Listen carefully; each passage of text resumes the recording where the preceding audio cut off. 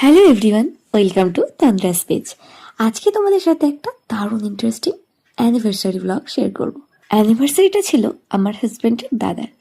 তার জন্য অফিস ছেড়ে সন্ধে সন্ধে বেলায় একদম পৌঁছে গেলাম মাসির বাড়িতে। গিয়ে মাসি একদম গরম গরম চিকেন পকোড়া আর তার সাথে কফি দিয়ে দিল। তারপর এখানে শুরু হলো অ্যানিভার্সারি সেলিব্রেশন। সেকেন্ড টাইম তো না, এটা থার্ড টাইম।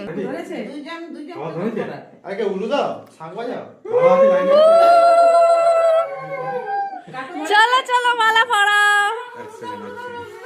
একবার হলো, দুবার হবে এবার। হ্যাঁ, তিনবার তো করতে হবে না। বলিয়ে তাকাবে একবার।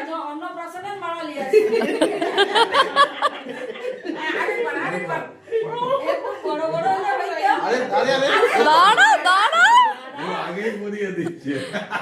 একসাথে পড়াতে হয় না। শুধু শুধু দেবে, আর কিছু বলবে না?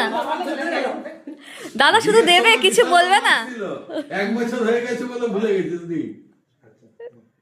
কি বল, কি বলবি বল। না না, হ্যাঁ, জোরে জোরে বলো। আরে হ্যাপি অ্যানিভার্সারি বলতে বলছি, তুমি আবার অন্য কি ভাবছো? চোখটা চোখে যেমন মেলে থাকে। এই দেখো, তোমাদের সাথে শেয়ার করি অ্যানিভার্সারি স্পেশাল কেকটা। কি সুন্দর না, পুরো বাটারস্কচ ফ্লেভারের ছিল, দারুণ সুন্দর। সবাই মিলে একসাথে এই সন্ধেবেলাটা সত্যিই অসাধারণ ছিল।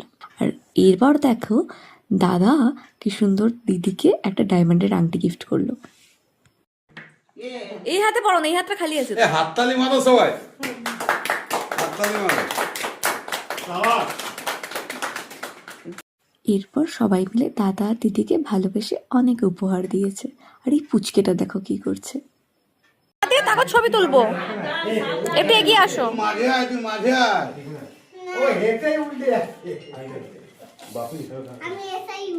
নিজে পছন্দ করে একটা গিফট এনেছে, আবার বাবা মায়ের তরফের গিফটটা ও দেবে। এরপর আমাদের শুরু হলো ডিনার। তো ডিনারে ছিল স্যালাড, তার সাথে ভাত, ডাল, বেগুন ভাজা, আলু ভাজা, আর বাঙালির প্রিয় আলুর পোস্ত, সাথে ছিল মাটন কারি। ভীষণ সুন্দর হয়েছিল মাটন কারিটা, কারণ দাদা নিজের হাতে বানিয়েছিল। এরপর ছিল ফ্রুট চাটনি, আর সাথে পাঁপড় আর রসগোল্লা। অসাধারণ টেস্টি ছিল। আর আমাকে তো মা আসে আবার একটা পাঁপড় দিয়ে দিয়েছে। সন্ধেটা আমাদের তো খুবই সুন্দর কেটেছে।